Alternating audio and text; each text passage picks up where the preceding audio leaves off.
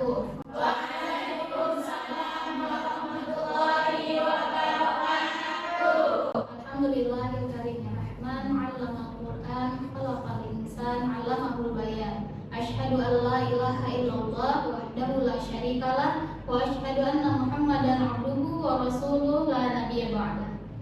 Alhamdulillah, kita bersyukur kepada Allah Subhanahu wa taala karena pada hari ini kita bisa bersama-sama berkumpul oleh thalabul ilmi di majelis yang insyaallah penuh berkah ini. Kita berdoa semoga Allah Subhanahu wa taala berkenan melimpahkan ilmu yang bermanfaat kepada kita semua. Amin. Salawat dan salam tidak lupa kita hadiahkan untuk Nabi besar kita, Nabi Muhammad sallallahu alaihi wasallam beserta keluarganya, sahabatnya dan umatnya yang setia mengikuti sunnahnya hingga akhir zaman. Semoga kita semua para pemudi harapan bangsa ini semuanya kita mendapatkan syafaat beliau di akhirat kelak. Amin ya. Amin. Baik, para pemudi, ini semuanya pemudi-pemudi kita ya. Gimana kabarnya? Sehat? Alhamdulillah. Alhamdulillah ya, sehat ya. Baik, pada kesempatan kali ini perkenalkan ya, saya Ustazah Hidayati. Pada kali ini akan memberikan sedikit motivasi untuk belajar hadis. Kenapa kita harus belajar hadis? Untuk apa? Karena selama ini ya kita lihat banyak sekali orang yang berlomba-lomba belajar menghafal Al-Quran, belajar Al-Quran sangat bagus gitu. Kemudian kita juga lihat banyak orang yang belajar MTK, kejar-kejaran les sana sini gitu ya. Kemudian belajar pelajaran IPA, pelajaran umum dan sebagainya. Tapi sepertinya jarang ya kita dengar hadis gitu ya. Orang belajar hadis, jarang gak ya? Jarang. Teman-teman ini ada gak yang belajar hadis kira-kira? Belum. Ya kalau di SMP atau di misalnya di Madrasah Aliyah Negeri itu ada kan ya? Tafsir hadis ya, tafsir hadis. Tapi tidak enggak mendalam gitu ya. Enggak mendalam belajarnya. Nah, itulah kenapa hadis ini perlu kita bumikan. Nah, bahasanya di sini membumikan hadis. Kenapa dibumikan?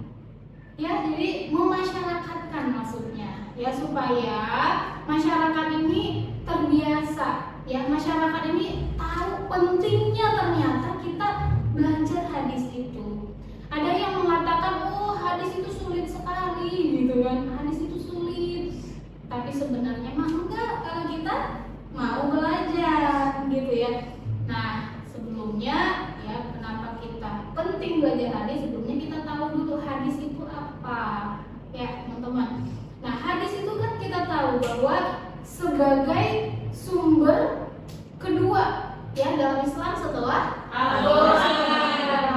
Ya, sumber kedua, yang pertama Al-Quran, yang kedua hadis. Ya, karena hadis ini sangat penting untuk menjelaskan apa yang dalam Al-Quran ya. Bahkan hukum-hukum di dalam fikih misalnya itu dari Al-Quran dan juga hadis. Karena sumber-sumber hukum ini dari Al-Quran dan hadis, maka penting kita tahu bahwa hadis yang digunakan itu hadis yang benar kualitasnya ya. Jadi kalau dalam istilah hadis itu ada hadis sahih. Sahih itu ya hadis yang benar, yang valid, yang benar-benar dari Rasulullah gitu. Ada hadis yang hasan, ada juga hadis yang dhaif, teman-teman.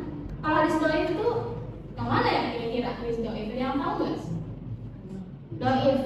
Nah, misalnya nih perawi hadis itu tuh nggak bersambung perawinya sampai ke Rasul, atau ada yang terputus. Nah, itu bisa disebut dengan dhaif. Atau misalnya ada matan hadisnya itu yang bertentangan dengan hadis yang lebih sahih, bertentangan dengan akal, bahkan tidak hanya dhaif, bisa-bisa dikatakan hadis maudhu, hadis palsu, apalagi itu hadis yang bukan dari Rasul, dibuat-buat Nah, oleh oknum itu orang yang punya kepentingan lah gitu ya, dibuat-buat hadisnya seolah-olah itu hadis berasal dari Nabi, padahal bukan. Banyak sekali contoh hadis-hadis palsu yang tersebar. Mungkin kita pernah dengar nih hadis tentang ada an-nazafatu minal iman gitu kan. Wah, kalau di TK itu ada TK nggak dulu? TK. Kalau di TK itu biasa itu gurunya kan an-nazafatu minal iman gitu. Bahkan di dipantang gitu ya, di dinding-dinding an-nazafatu minal iman hadis. Padahal itu bukan hadis. Bukan hadis. Nah, tapi masyarakat kita itu udah percaya aja kalau itu hadis. Udah an-nazafatu minal iman hadis. Bahkan yang sayang sekali nih kalau ada yang ceramah misalnya pakai hadis, pakai itu dikatakanlah hadis. Padahal ada yang seperti itu hadisnya at-tuhuru ya, at-tuhuru syatrul iman, at-tuhuru syatrul iman. Nah, itu baru hadis. Kalau an-nazafatu bukan hadis, meskipun isinya benar, memotivasi gitu ya, cuman harus hati-hati kita menyampaikan itu hadis atau bukan. Terus ada lagi kita dengar misalnya hadis, katanya hadis, wah kita nih kudu belajar ke Cina sana, kudu belajar ke Cina. Kenapa? Iya, pokoknya kata hadis begini, utlubul ilma walau bisin, katanya gitu ya. Tuntutlah ilmu sampai ke negeri Cina. Hadis.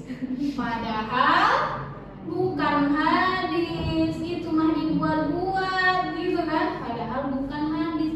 Nah, masyarakat kita mau percaya aja kalau itu hadis, karena bukan hadis, ya enggak? Nah, disitulah pentingnya teman-teman kita belajar hadis. Nah, itu baru 2 contoh tuh. Ada lagi contoh yang lain. Nah, biasanya nih hadis-hadis palsu itu dikaitkan sama event-event keagamaan biasanya. Contohnya apa? Mau masuk bulan Rajab, keluarlah hadis. Siapa yang menyebarkan atau menyampaikan kabar 1 Rajab gitu kan, maka haram baginya api neraka. Ntar masuk lagi bulan Sya'ban, keluar lagi hadis seperti itu. Siapa yang menyebarkan 1 Sya'ban, maka haram baginya api neraka. Ntar masuk lagi bulan yang lain. Redaksinya sama, event agamanya atau eventnya berbeda, redaksinya sama. Itu mah ketahuan yang buat hadisnya males mikir, ya kan? Redaksinya sama, cuman bedanya apa? Bulannya aja yang beda. Udah jelas itu palsu gitu ya. Apalagi hadis yang selalu ada nih yang bertentangan dengan Al-Quran, bertentangan dengan akal sehat. Nah, contohnya apa kalau yang bertentangan dengan akal sehat? Ini ada nih orang yang jual terong nih, bikinlah hadis. Man akala bazinjan dakhalal jannah. Iya ada, biar ini laku nih, biar laris, biar laris. Man akala bazinjan dakhalal jannah. Siapa yang makan terong masuk surga. Kayaknya masuk akal nggak ya? Itu kalau bertentangan dengan akal sehat kita, udah jelas ini hadis. Belum hadis lagi, udah jelas ini palsu. Hadis datang lagi tuh tukang terong lagi, ya kan? Ini katanya lawan kalau orang jualan itu orang sama-sama jualan, saingan gitu ya, saingan dagang saya tadi ngomong nih siapa yang makan terong masuk surga. Dia pikirin lagi gimana supaya terongnya laku, ya kan?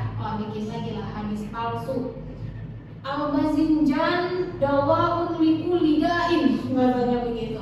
Ya, bazinjan terong itu adalah obat untuk segala penyakit.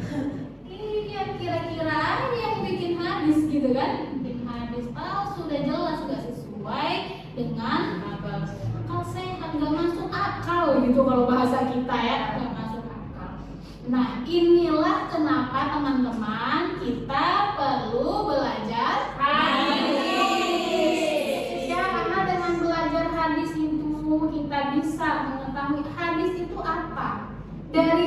apa? Seperti apa? Oh, perbuatan, perkataan, takrir, sifatnya dari Nabi, berasal dari Nabi. Ma'udhifa ilan Nabi sallallahu alaihi wasallam min qaulin au fi'lin au takririn au sifatin.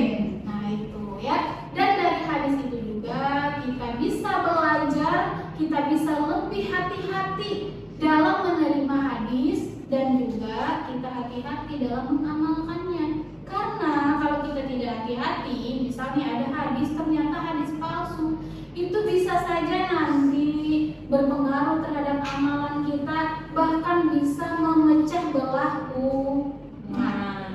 Ya, bahkan bisa memecah belah umat. Jadi sekali lagi hadis itu penting untuk kita pelajari. Dengan malas ya, kalau ada broadcast di WA, cek dulu validitasnya. Nah, ngeceknya di mana? Sekarang banyak aplikasi. Ya, kalau di HP itu ada namanya ensiklopedi hadis. Nah, nanti bisa diklik, dibuka di ensiklopedi hadis gitu. Nah, kemudian kalau mau di laptop ya ada namanya Maktabah Syamilah, Jawami Al-Kalim, ada Al-Baris Al-Hadis, banyak sekali. Ya. Oke, jadi itu saja untuk hari ini dari Ustazah. Mudah-mudahan kita bisa bertemu lagi di pertemuan yang lainnya. Kita sama-sama semangat bagaimana bisa memasyarakatkan hadis ya di Kabupaten Bekasi khususnya ya, dan umumnya itu di Indonesia bisa. Itu aja ya semuanya. Terima kasih. Wabillahi taufiq wal hidayah. Assalamualaikum warahmatullahi wabarakatuh.